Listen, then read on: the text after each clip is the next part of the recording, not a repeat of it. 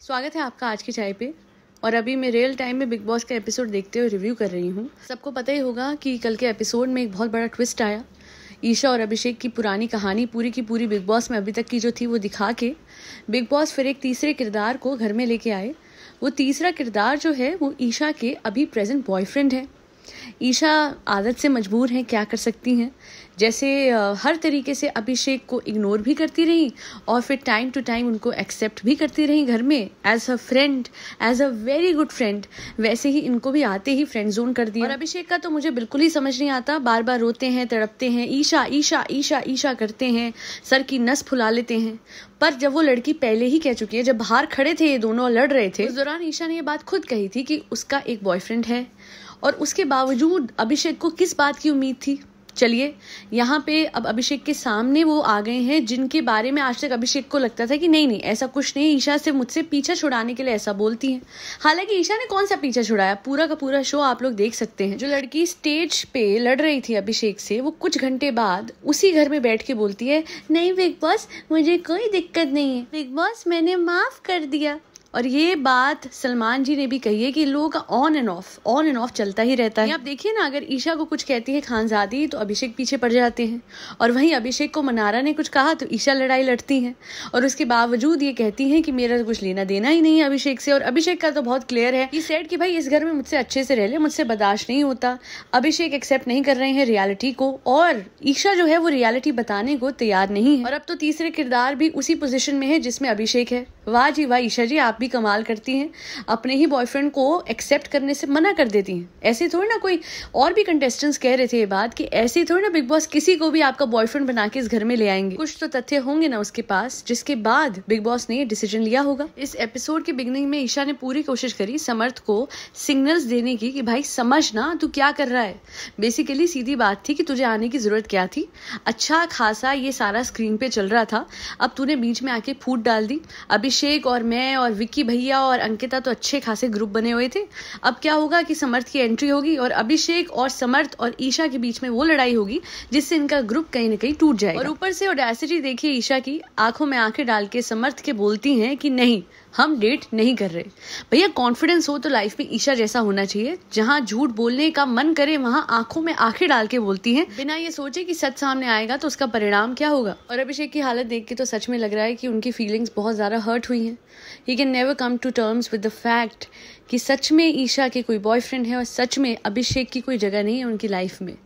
और ईशा के बॉयफ्रेंड ने तो सारा सच सामने रखा कि भाई आपको तो मैं यहाँ तक छोड़ने के लिए तक आया था, शॉपिंग कराने की पूरी तैयारी आपको करवाई फॉर बिग बॉस, उसके अलावा आपके लिए पार्सल्स भी लेके आता था, क्या कुछ नहीं करा। और फिर भी she is saying all of this. सही क्या गलत क्या अब जनता के सामने है। अच्छा ईशा की नेचर के बारे में एक बात मैंने नोटिस करी है कि जहां वो गलत होती है वहां वो अपने आर्ग्यूमेंट को सही प्रूव करने के लिए चिल्लाना शुरू कर देती हैं और बहुत एक एग्रेसिव वे में रिएक्ट करती हैं। वो काफी एग्रेसिव है। और जैसा कि सलमान जी ने कहा था, there is always a filter on her face in front of Salman Khan and behind him she is a different personality all together. बाकी समर्थ भी अपनी बात ऐसे बता रहा है जैसे पुरानी हिंदी फिल्म का हीरो हो, ठेस खाया हुआ है।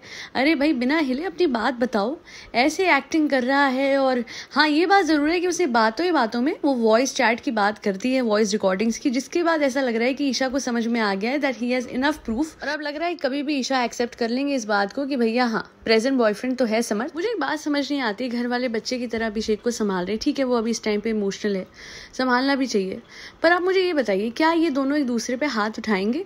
आप छोड़ दीजिए दोनों को, और कोई एक दूसरे पे हाथ नहीं उठाएगा। किसी को 2 करोड़ नहीं देने चैनल को।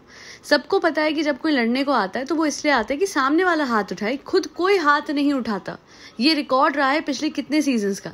हाँ आते जरूर है एक दूसरे के करीब, सिर्फ एक दूसरे को इंस्टिगेट करने के लिए, that's it and that's all. और बाकी मुझे बड़ी हैरानी हुई जो ईशा ने कहा, उनके ही मुंह से सुन लीजिए। तो बॉयफ्रेंड में काउंट कर लेता है क्या कि छोड़ने आ रहा है, लाने जा रहा है, या 2-3 बार तो मेरे पास से लाया, you count it as boyfriend. Isha को लगा कि घर वालों के सामने जो वो ड्रामा पुल ऑफ कर रही है, बाहर वालों के सामने भी उतना ही रहेगा। अंदर जो बाथरूम में बात हो रही है दोनों की एक दूसरे में, समर्थ की और ईशा की, वो बाहर तक नहीं आएगी। पर एक्चुअली ईशा भूल गई है, विक्की भैया ने एक बार कहा भी था कि बिग बॉस घर में नहीं चल रहा है, बिग बिग बॉस बाहर चल रहा है। हमें तो हर जगह की फुटेज दिखाई जा रही है और अभी जो हम देख सकते हैं वो ये बात है कि ईशा क्लियरली कंफर्म कर रही है समर्थ से कि तू क्या प्रूफ दे के आया जो इन लोगों ने तुझे घर में एज माई बॉयफ्रेंड आने दिया। और समर्थ ने भी ईशा को बता दिया कि मैं तुम्हारी लास्ट वॉइस रिकॉर्डिंग दे के आया हूँ। और फिर देखिए ईशा, वो कहते हैं ना पहले चोरी और उसके बाद सीना जोरी, कहती है उसको कि तू क्या सोच के दे के आया।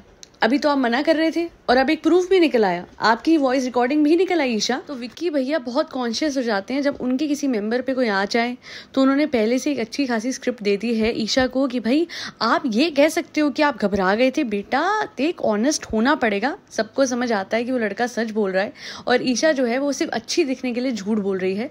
और विक्की भैया को समझ आ गया कि ये मेरे दो अनमोल रतन, एक है ईशा और एक अभिषेक, बहुत ही कमाल का रतन है वो। खैर ईशा बुरी दिखेगी तो ऑटोमेटिकली विक्की भैया का ग्रुप जो है वो कमजोर होगा, तो टाइम से ही उसको समझा दिया कि एक्सेप्ट कर ले, वरना बाद में जो वो प्रूफ है सामने आएंगे तो तेरी ही बेइज्जती होगी। अच्छा ही करा क्योंकि ईशा तो अड़ गई थी झूठ बोलने पे। और बाकी बड़ा अजीब सा लगा जब अभिषेक ने कहा कि पता नहीं 3 महीने में मूव ऑन हो गई, तो आगे से ऐश्वर्या कहती है होता है मेरे साथ तो बहुत बार हुआ है।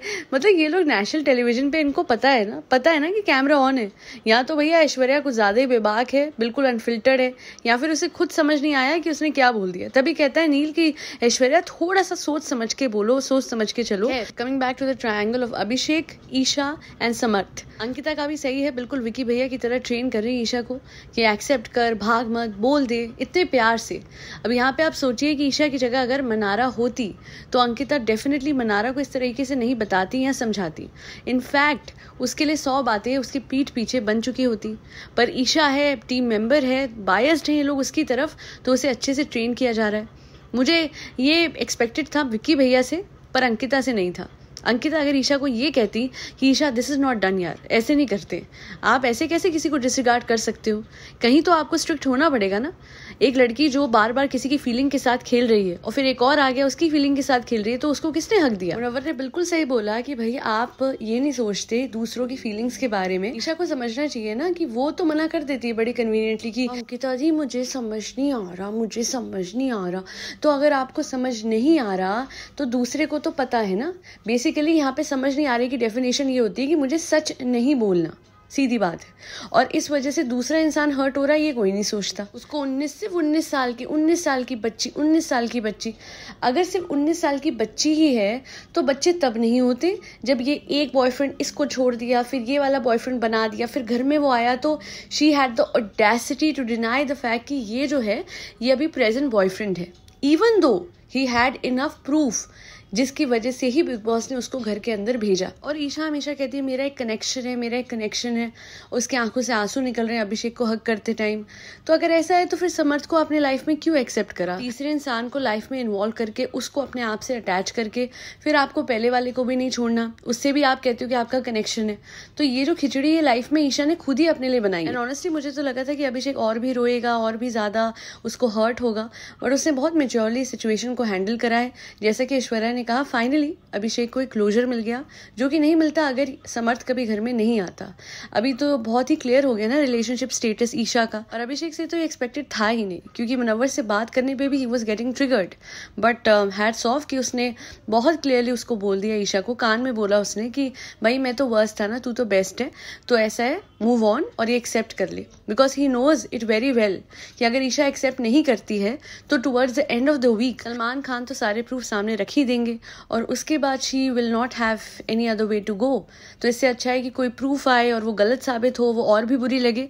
वैसे दोनों ही लड़के कितने ज्यादा केयरिंग हैं, दोनों बराबर ईशा के इमोशंस का ख्याल रख रहे हैं।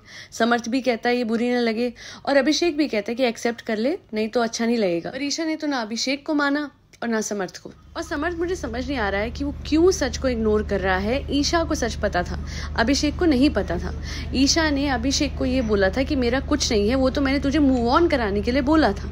तो यहाँ पे समर्थ को समझना चाहिए कि ईशा की गलती है कि घर में वो कैसे बिहेव कर रही थी अभिषेक से। और अभिषेक की उतनी गलती इसलिए नहीं है बिकॉज ईशा ने उसको क्लियरली बोला था कि तुझे मूव ऑन कराने के लिए मैंने ये झूठ बोला था, वरना मेरा और समर्थ का कोई लेना देना नहीं है। और अभी जब अभिषेक आई गेस विक्की भैया से बात कर रहे थे तो वो बता रहे थे कि कैसे उनसे पहले जो लीड था इस शो का वो भी ईशा के काफी करीब रह चुके हैं, और उसके बाद अभिषेक लीड थे, वो भी काफी करीब थे, और उसके बाद समर्थ आए जो कि अब ईशा के प्रेजेंट बॉयफ्रेंड है, which seems like a pattern. देखते हैं आगे क्या होता है। आज के लिए इतना ही। Do not forget to like, share and subscribe to Aaj Ki Chai. Thank you so much for tuning in to Aaj Ki चाय पॉडकास्ट।